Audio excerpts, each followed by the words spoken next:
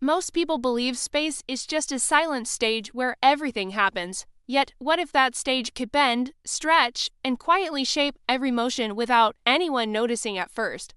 What if space were not empty at all, but busy, responsive, and strangely sensitive to mass and movement? Imagine discovering that rulers lie, clocks disagree, and straight lines quietly curve when they travel for enough.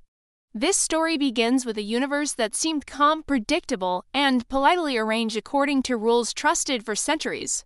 The surprise was not loud or explosive because it arrived as questions scribbled on paper rather than rockets crossing the sky. Our journey starts where certainty felt safe, just before curiosity began pulling at its edges.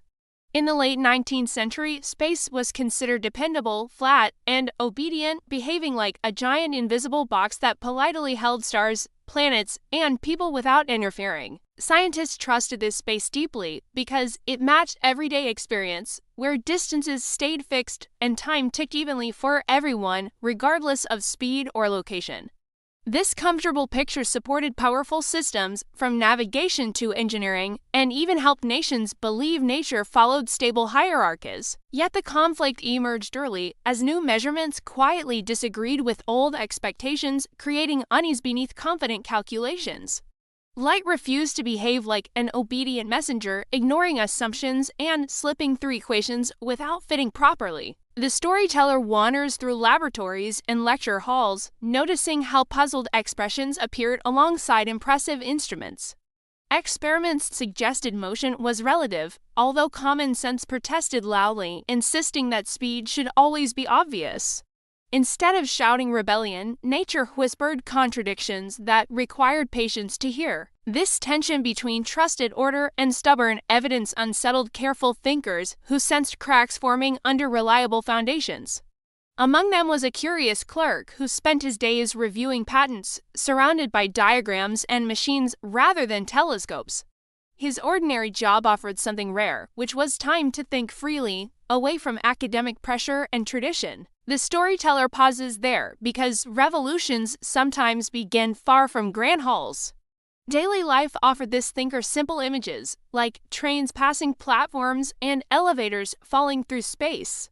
These images became tools, not jokes, allowing imagination to test ideas more honestly than equations alone. He wondered what would happen if someone rode alongside a beam of light, questioning assumptions others avoided. Such questions felt dangerous because they challenged deeply held beliefs about space, time, and authority. Security clashed with decision since accepting strange answers risked professional rejection. Yet curiosity proved stronger than comfort. The idea emerged quietly that measurements might depend on movement, although that sounded almost rude to common sense. Time itself seemed less universal, changing depending on how fast someone traveled or how gravity surrounded them. The storyteller gently notes how unsettling this felt, as if clocks had developed personalities. Space and time began merging into a single woven fabric, although most people still saw two separate things.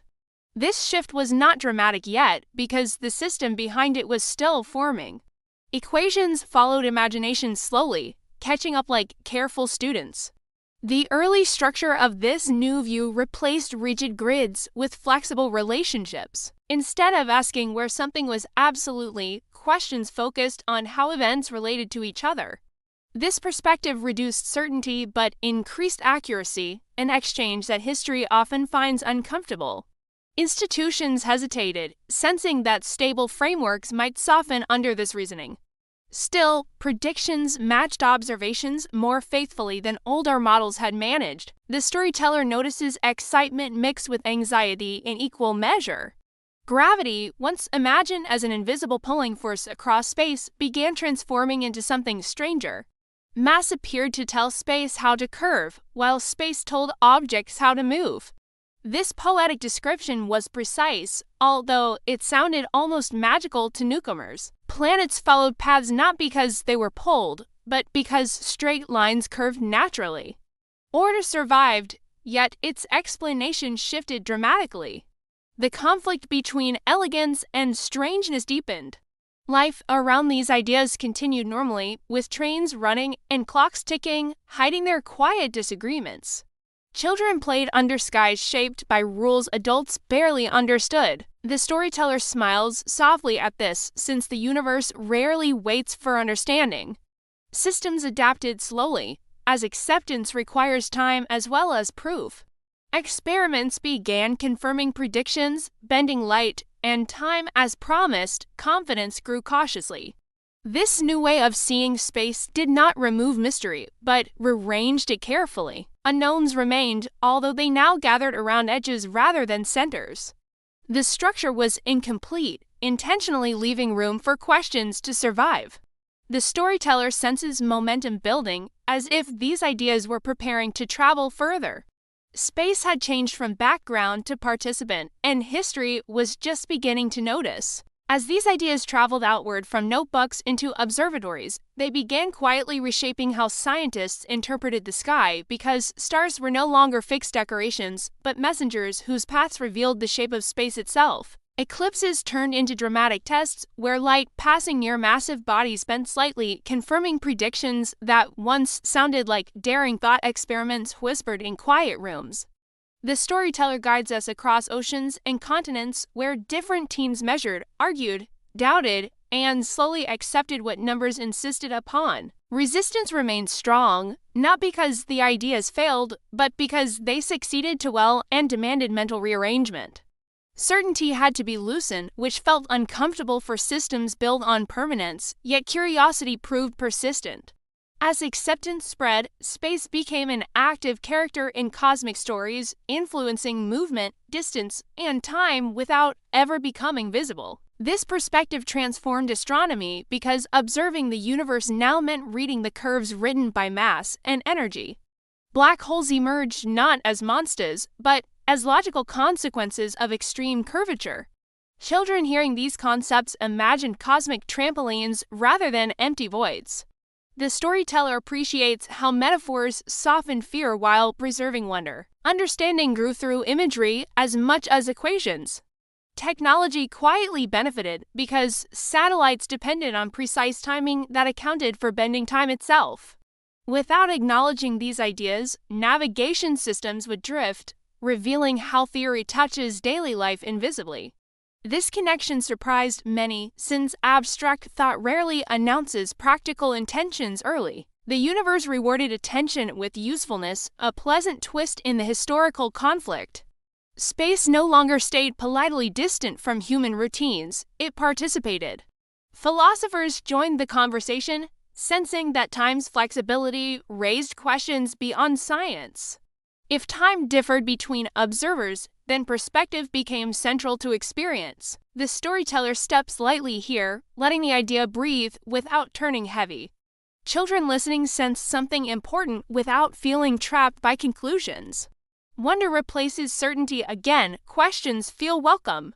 As decades passed, new thinkers extended these ideas, testing limits and searching for cracks. Quantum worlds challenged smooth curves with jittery uncertainty, creating a fresh tension. The old conflict returned, not between ignorance and knowledge, but between powerful explanations. The storyteller notes how history often repeats this pattern. Security and decision clash once more, adventure continues. Space expanded in imagination, filled with stretching galaxies and accelerating distances. Observations suggested that empty space carried energy, pushing expansion faster. This idea startled even those comfortable with curvature. The universe seemed restless, unwilling to settle into simplicity. Humor flickers softly because space now behaved like a mischievous participant. Mystery deepened again. Students learned that straight lines were local agreements rather than universal truths. Maps of the cosmos required humility, acknowledging limits of scale and perspective. The storyteller reminds us that wrong maps can still guide brave journeys. Exploration shifted from ships to equations and telescopes.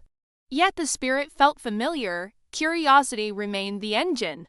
Cultural echoes followed, influencing art, literature, and imagination. Time travel stories borrowed legitimacy from scientific flexibility. Space is curved not only mathematically, but narratively. Children absorb these ideas through stories long before equations. The universe felt alive rather than mechanical, connection replaced distance.